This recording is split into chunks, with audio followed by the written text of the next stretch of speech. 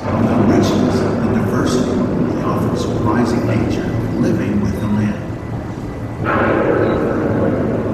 Our journey begins as dramatic and sudden changes are sweeping over the land. The approaching storm may seem unconstructed to us, but to nature, it's a new beginning in the cycle of life.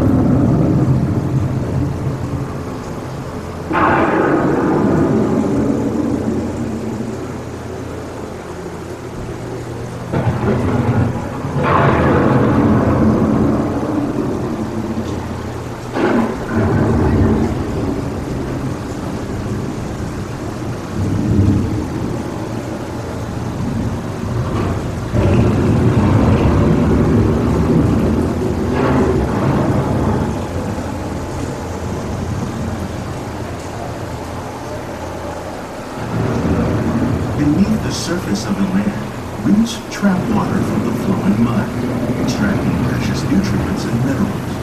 These elements, when combined with sunlight, create the diverse living systems of our planet.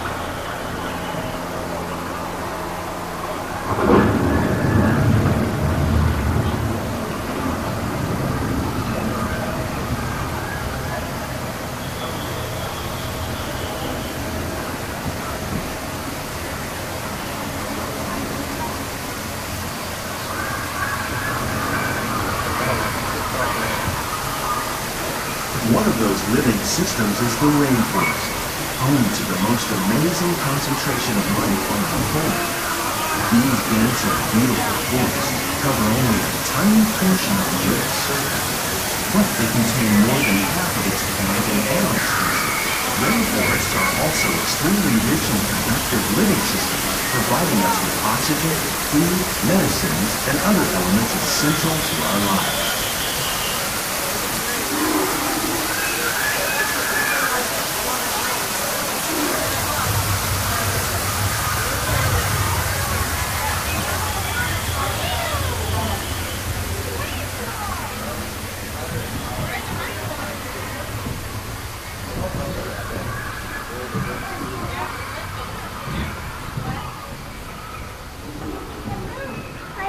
In the desert, nature has created a very different, but no less beautiful living system. And while this arid landscape may seem lifeless, it is very much alive. The plants and animals that have learned to survive in these harsh conditions make use of what little water they can find and avoid the scorching rays of the relentless sun. The American prairie once appeared as desolate as the desert, but over time, rainwater and nutrients gradually penetrated the hard surface of this land. Even the hooves of the mighty buffalo helped create the rich soil that will one day become home to the American farm.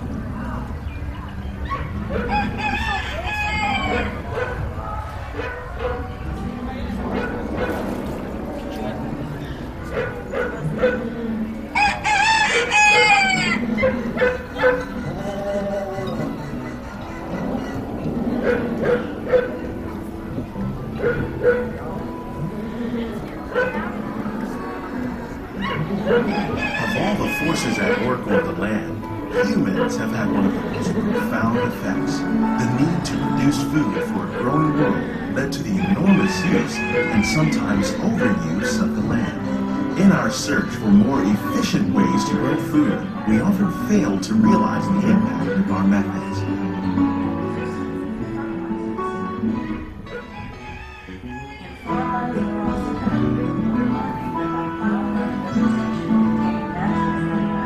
Today, we're learning to live with the land, discovering better ways to grow food that will assure both human and environmental well-being.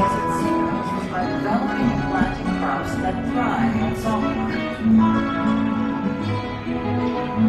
Here at EPCOT, we're learning to reduce the need for pesticides by using natural predators like ladybugs and wasps to control pests. In Japan, we're learning that by adding composted leaves and other plant material to our soil, we can reduce the need for fertilizers. In farmlands across America, we're learning that by plowing under vegetation containing natural fertilizers, we can enrich the soil without the use of chemicals. In Saudi Arabia and Mexico, we're learning to produce food on desert seacoasts by developing and planting crops that thrive on salt. Here at EPCOT, we're learning to reduce the need for pesticides by using natural predators. How will we meet tomorrow's growing needs for food production, yet still respect the needs of the land? Some of the answers are being discovered just ahead. To help us maintain these carefully controlled ecosystems, and for your safety, please remain seated in your boat at all times.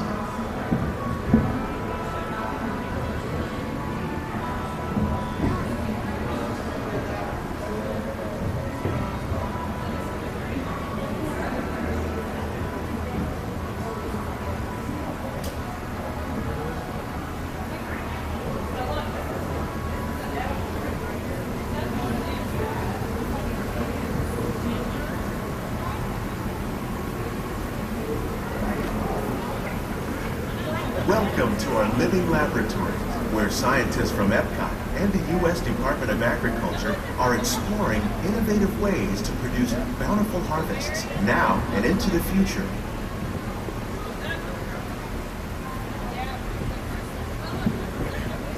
The tropics are home to the greatest diversity of plants on the planet.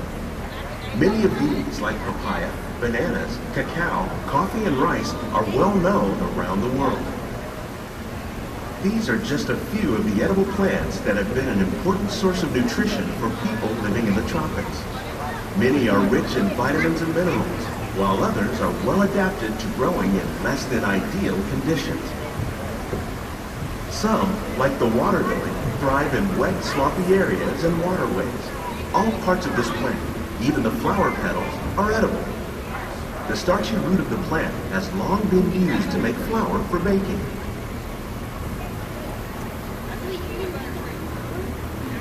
One day, many of these lesser-known tropical plants may be as important as the bananas growing on both sides of the boat. More than 28 million tons of bananas are eaten annually, making it the most popular fruit in the world.